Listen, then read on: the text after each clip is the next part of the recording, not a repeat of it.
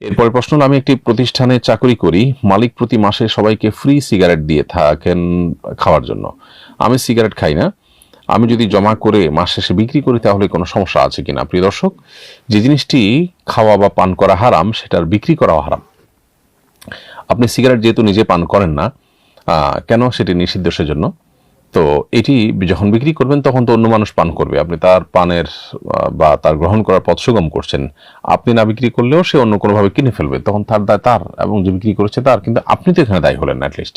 তো এই জন্য এটা গ্রহণ করে বিক্রি করা আপনার জন্য জায়েজ হবে না।